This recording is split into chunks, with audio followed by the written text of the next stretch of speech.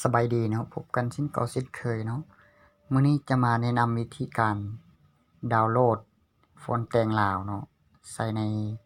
มือถือเฮาเองเนาะเฮามาเริ่มกันเลยเนาะไปที่ Google ก็ได้เนาะเข้าที่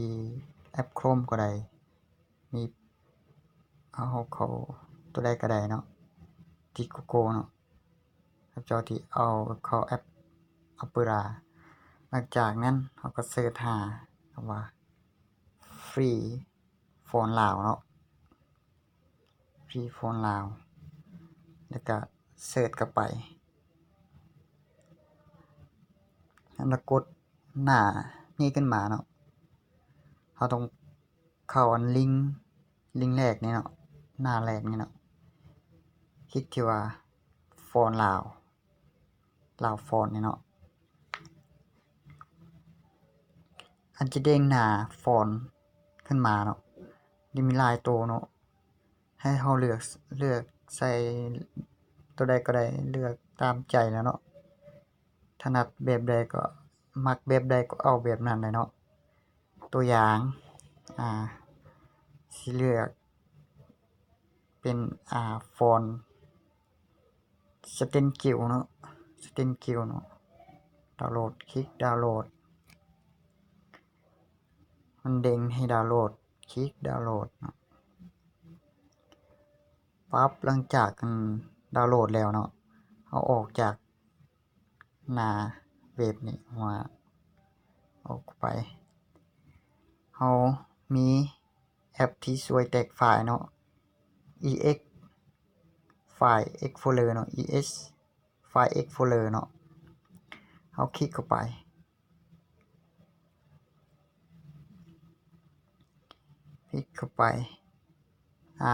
ตัวนี้ปรากฏหน้านี้ขึ้นมาเนาะหน้านี้ขึ้นมาถ้ามีแมมแล้วมีการ์ดมันจะโชว์ให้2ตัวนี้มีติดเครื่องเนาะเฮาคลิกเข้าไปแล้วก็ไปที่ดาวน์โหลดที่เฮาดาวน์โหลดโฟนมาเมื่อกี้เนาะนี่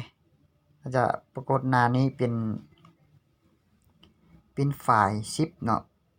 เฮาไปแตกไฟล์ zip ให้เป็นไฟล์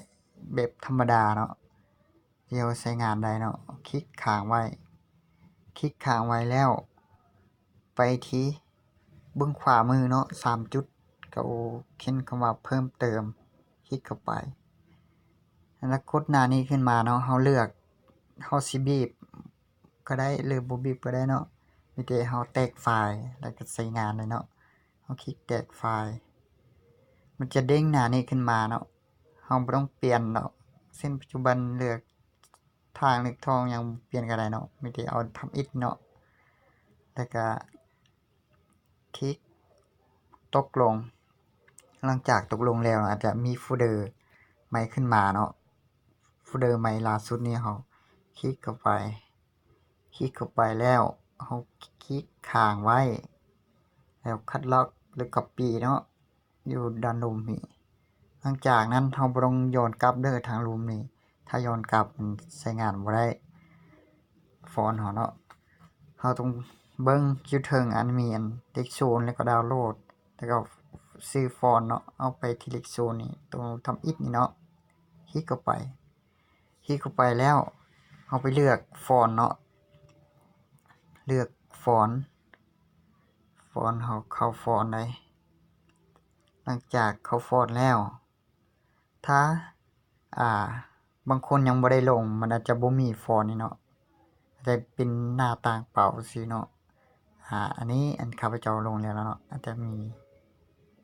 5 6 7นี่แหละแล้วคลิกวางปั๊บ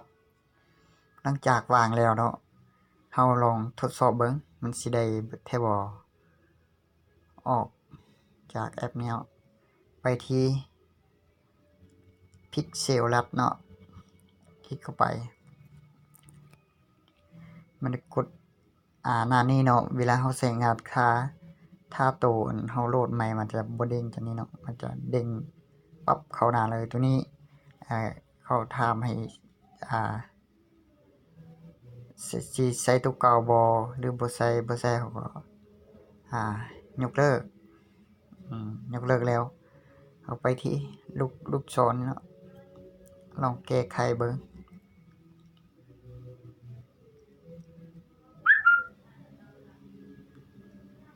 พิมพ์หยังก็ได้เนาะฟอนต์ลาวเนาะฮักสาวลาวตัวอย่างเนาะฮักสาวลาวจากแล้วติ๊กโอเคแล้วโอเคแล้วก็เราเลือกฟอนต์เนาะเลือกฟอนต์ตัวนี้ฟอนต์นั้นฟอนต์มานำแอปเนาะตัวนี้มานำแอปฟอนต์ตัวนี้มันจะมี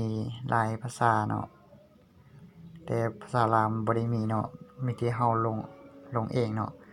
เขาที่อัน My Font เนาะ My Font น่ะจะเห็น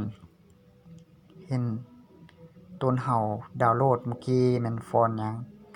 ลาว Stengel เนาะฟอนต์ตัวนี้เนาะกดโอเคนี่เห็นบ่มันได้ผลอีหลีได้ผล 100% เนาะวิธีดาวน์โหลดแล้วก็ลงในมือถือเฮาง่ายเนาะเวลาเฮาตัดรูปภาพบ่เขียนข้อความหยังเนาะง่ายๆเนาะก็งามอีก